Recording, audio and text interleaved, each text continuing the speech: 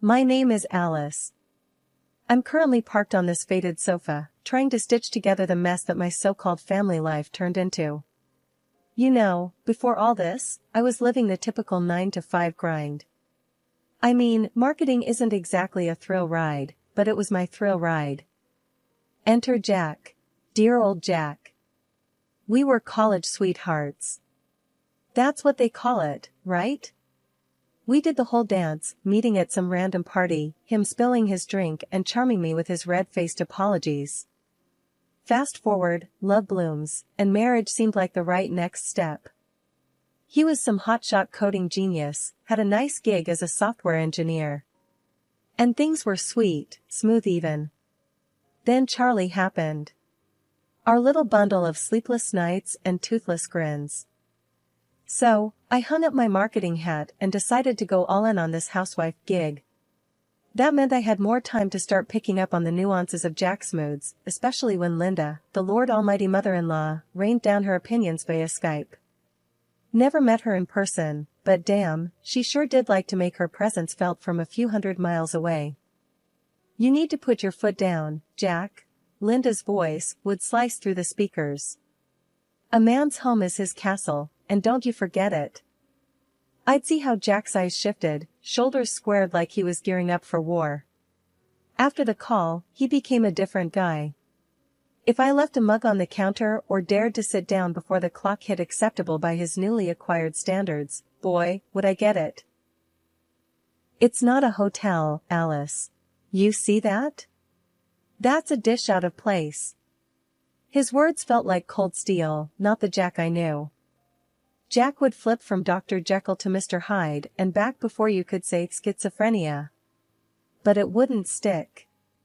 Once Linda's echo faded, I'd get my Jack back. On this particular Tuesday, Jack had that look in his eyes, that unnerving glint that always showed up post-Linda. He ambled into the kitchen, my domain, and leaned against the fridge with all the subtlety of a sledgehammer. Hey, babe, you need to pick up the pace around here. Mom said. I cut him off, hands deep in dough. If Linda says jump, we asking how high now? Not funny. She's right. We won't raise Charlie in a mess. I mean, look at this place. I followed his pointing finger around our perfectly tidy kitchen. The nerve of him. I thought about giving Jack a piece of my mind, but my mother always said to pick my battles, and with Jack on a Linda-fueled bender, it didn't feel like a winnable war. Suddenly, the sound of Linda's screechy tone popped from the living room. Another Skype alert. My stomach dropped. Come on, Alice. It's Mom. Watch the attitude. My eyes nearly rolled out of my skull. I wiped my hands and prepared to face the screen, our digital overlord. And there she was, in all her pixelated glory. Alice, dear, I see you're busy, but remember, Jack works hard. Keep that home nice for him, won't you? I gritted my teeth. Of course, Linda. Nothing but the best for your boy. Jack flashed me a warning look, like be nice or else. But as Linda carried on about her expectations, I swear I felt something in me start to crack. Would this ever end? Or was I destined to live under the thumb of a woman who wasn't even in the room? On a Thursday that felt like any other, with Charlie fussing in my arms and the smell of yesterday's dinner still haunting the living room, Jack came out with it. We're spending Christmas with my mom in her house, he said, not even looking up from his phone. I paused, Charlie's pacifier halfway to salvation. Christmas there? With Linda? The words were sour, just hanging in the air. Jack finally glanced up, eyebrow raised. Yep, good for the family and all that. High time they all met Charlie, don't you think? Pulling at the edge of my shirt, already spotted with who knows what, I frowned. But Charlie's so young, and I'm not up for a road trip, especially in December. He shrugged, scrolling through something undoubtedly important. Babe, it'll be fine. A bit of cold won't hurt him. Besides, Mom's already planning the whole thing. Heat flared up in my chest, but I kept my voice steady. Doesn't sound like a question, Jack. Did you even consider my say in this? Come on, Alice. It's not up for debate. This is what families do. They get together for the holidays. I shot him a look that could have burned toast. And usually, they ask, not announce, I snapped. He pocketed the phone and came over, trying to play peacemaker. Hey, I know it's sudden, but think about it. Could smooth things out with Mom. I laughed, but there was no joy in it. Smooth things out? You mean playhouse the Linda way or no way? Jack winced. That's not fair. You know how much she's been bugging me about visiting. I handed him Charlie, who seemed hellbent on testing his lungs. She's not the one who has to pack up an infant and deal with your family's drama. Jack bounced Charlie on his knee, a whisper of a smile on his face. It'll be like an adventure. You love adventures, remember? That's when the mom glare I'd been perfecting hit him full force. Adventures don't involve feeding schedules and diaper bags. But Jack had that determined look that spelled trouble. We're going, Alice. End of discussion. I let out a long sigh, nerves frayed. Fine, but hear this, Jack. We're not going there to be pushed around. I'm serious. He nodded, but there was a trace of something else there. And I won't remember saying yes to this kind of look. And you're gonna help, right? With the packing, the baby, and dealing with your mom? Yeah, of course, he said, though he was already picking up his phone again. With a defeated grunt, I moved to start making a list of what to take. Booties, blankets, and the battle gear needed to survive a week with Linda. The moment we stepped into Linda's house, a looming structure that seemed straight out of a ghost story with its creaky floorboards and chilly drafts, I knew we were in for a ride. A sea of faces turned our way, Jack's aunts and uncles, cousins by the dozen, and the venerable queen herself, Linda, holding court. Her eyes skimmed over me like a scanner, resting on our sleeping Charlie, wrapped snug in his blanket. There's my grandbaby, she exclaimed, her arms outstretched, with a warmth that almost felt real. But as she lifted her gaze to meet mine, the temperature could have dropped 10 degrees. Alice, she nodded, begrudging respect at best. Jack cleared his throat. Mom, thanks for having us. The room was buzzing with relatives chatting and the scent of cinnamon and pine. But the festive cheer didn't reach Linda's eyes when she turned back to me. Hope the drive wasn't too terrible. Roads can be unforgiving this time of year. It was all right, I returned with a tight smile, clutching Charlie a little closer. Well, let's not stand here catching a chill, Alice, Linda continued, and the entire room seemed to hold its breath. I would really appreciate it if you could take the lead getting the place shipshape for Christmas. Jack shot me a desperate play nice look while I struggled to find words. Me? But, I've got Charlie too. Linda waved a hand dismissively. Oh, there will be plenty of hands eager to dote on the boy. Besides, I've seen your Instagram. You've got a knack for this sort of thing. My Instagram, the place where I posted meticulously filtered photos of our home that hid the chaos of reality? I gritted my teeth and forced another smile. I guess I can give it a go. A look of approval crossed Linda's face, one that didn't reach her eyes. So I dug into box after box of holiday decor, feeling more like Cinderella than a welcomed guest. Jack's family was a loud chorus of advice and backseat decorating, all while passing Charlie around like the season's hottest toy, a living, breathing doll for them to coo over. Jack vanished into the belly of the house, with only the odd shout of "How's it going there?" or "Mom says the garland should go higher," to remind me he was still there. By the time dinner rolled around, the grand old house glittered and shone like something out of a fairy tale where the fairy godmother had taken the day off and left Cinderella to do all the work herself. At the table, loaded with more food than the whole neighborhood could eat, Jack raised his glass in a toast. To family, he said, smiling. I caught a wink he sent his mother's way. I tried to match their cheer, but fatigue had long since taken the wheel. Jack noticed, but not with the sympathy I needed. You could have put a bit more tinsel up, he remarked offhandedly between bites. Mom noticed. After a long night chasing the elusive spirit of Christmas at the behest of Linda's pointed directions, all the while keeping a smile plastered on my face for the sake of holiday peace, I retired to our room. Next day I found Jack in what they called the den, but it was more like a wild man cave where Christmas seemed to have thrown up. There he was, sprawled on the couch, a beer in one hand, eyes glued to some game on TV. The sound of sports commentators filled the room. "Jack, we need to talk." My voice was firm, louder than I intended. He glanced up, annoyed at being interrupted. "What's up now?" "It's about yesterday, about everything since we got here." "I'm tired, Jack. And I feel alone in all this." The words spilled out. He scoffed. "Alone? With all my family around? Come on, Alice. You've got to toughen up. This is the big leagues." "I'm not talking about numbers, Jack. Look, your mom, she's piling everything on me, and where are you? Off the grid the second any work pops up." He rolled his eyes. "Not this again. Just do what she says, Alice. That's how it works around here. You'll live." Frustration boiled over. "I'm not one of your mom's robots, Jack. I'm your wife, and I'm asking for your help. It's like you don't get it." He let out a laugh. "Help? What do you want me to do? Decorate cookies? Hang tinsel?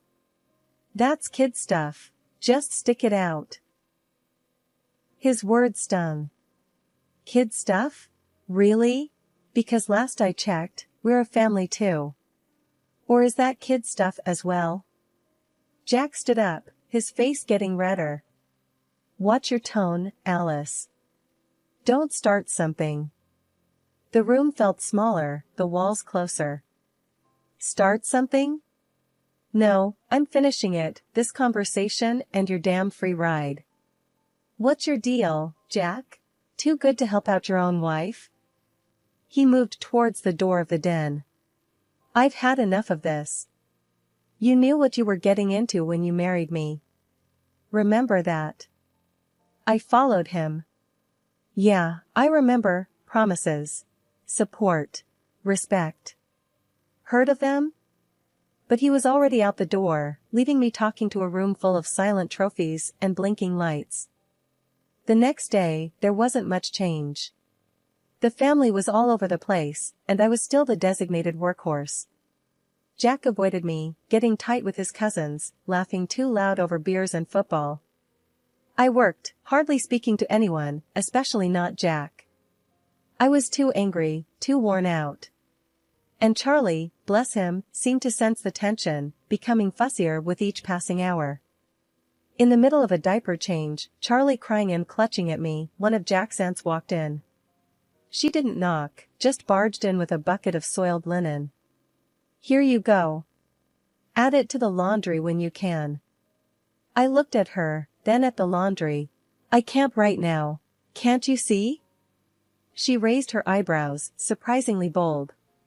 "It's just laundry, dear. Plus, that's what you're here for, isn't it? To help out?" I straightened up, holding Charlie tight against my chest. "Just because I married Jack doesn't mean I'm the family maid." She frowned, her own patience wearing thin. "Don't be so sensitive. We all do our part here." "Yeah? When's Jack's turn?" Her face turned sour. "Jack? He's catching up with family." "Catching up?" My voice rose over Charlie's cries. "Is that what you call it?" She left without another word, but her message was clear, this was on me. I was on my own. I had to shove my way through the crowded store on Christmas Eve, grabbing whatever was left on the shelves. Didn't matter much what it was, anything could be turned into a Christmas dish with enough butter and salt, or so I figured. My phone was buzzing in my pocket the whole time, probably Jack or Linda wondering where I'd got to. But I was too frazzled to answer. Back at the house, I lugged the grocery bags through the snow, my arms about to fall off. Nobody came out to help, of course. I dumped the bags in the kitchen and rolled up my sleeves. The turkey wasn't going to cook itself. The oven felt like a furnace on my face, the heat mixing with my frustration into a kind of steam. As the gravy simmered and the pie crust started to brown, I felt my head spin. I took a seat for a quick breather. Linda stumbled upon me as if I'd planned it, her face twisting into a scowl. "What's this? Just sitting around while there's work to be done?" Before I could gather my wits to answer, Jack appeared behind her, his tone sharp. "Yeah, Alice, what's the deal? We got a timetable here." "I just needed a second," I said, the room tilting a little. "I'm not feeling too." "Oh, save it." Linda cut me off.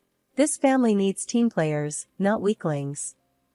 If you can't handle it, maybe you shouldn't be here." Jack didn't say a word in my defense, just stood there nodding like a puppet. Tears burned behind my eyes, but I wouldn't let them see. "I'm not weak," I shot back, pushing up from the chair. "And I don't need this crap, not from you or anyone." Jack's face grew hard.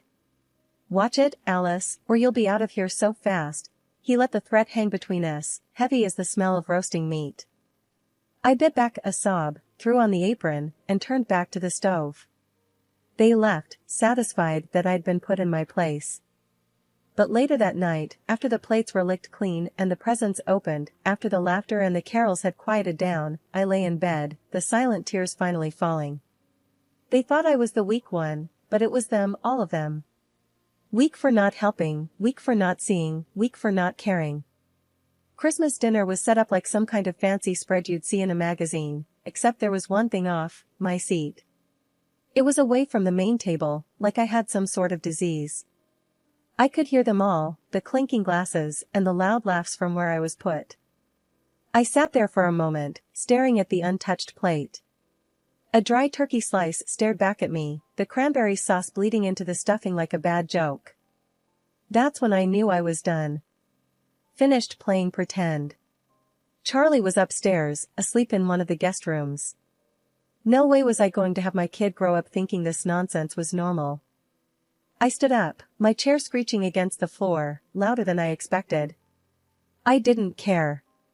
I went upstairs, packed the bags I'd been living out of for what felt like forever, zipped up Charlie's little backpack with his favorite toy and the picture book we read every night. Downstairs, the laughter ticked up a notch. They didn't even see me hauling our lives out of there in 2 trips. The walk to the train station was brutal, the cold cutting through my coat. But each step tugged a little something off my shoulders, a weight I didn't want to carry. At the station, it was empty, the kind of quiet you only get when everyone's at home. I sat there on the bench, Charlie bundled up beside me. "No more of that for us, Charlie," I whispered to him, hoping he was dreaming of something nice, something simple. "Just you and me now." The train rolled in, a lonely hunk of metal that blew hot air out the sides. I picked up Charlie, still asleep, and stepped inside the warmth. The clang of the closing door marked the end of an era as I lugged my bag out of what used to be home. The small bundle that was my baby dozed quietly in my arms, blissfully unaware of the turmoil surrounding us. It was just the 2 of us now, heading into the great unknown. I remember stuffing onesies and diapers haphazardly into the bag. There were no pictures taken off the walls. No second looks. Just the essentials for him and a few clothes for me. Every grab, every zip, felt like a tiny rebellion. Pulling into my parents' driveway was like stepping into a world paused at the brink of joy. They rushed out, my mom's arms wide, my dad's face split with a grin beneath his old, faded cap. "Alice, baby, come in. It's freezing out here."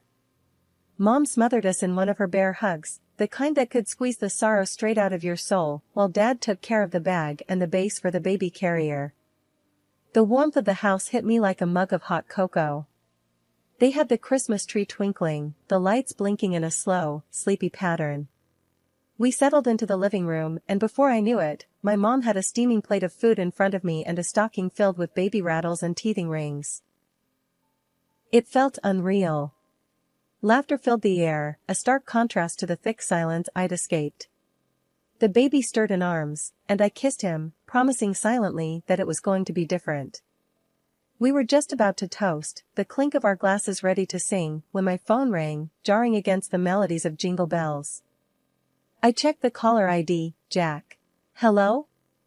Alice, where the hell are you? It was Jack, his voice a cocktail of anger and confusion. At my parents'.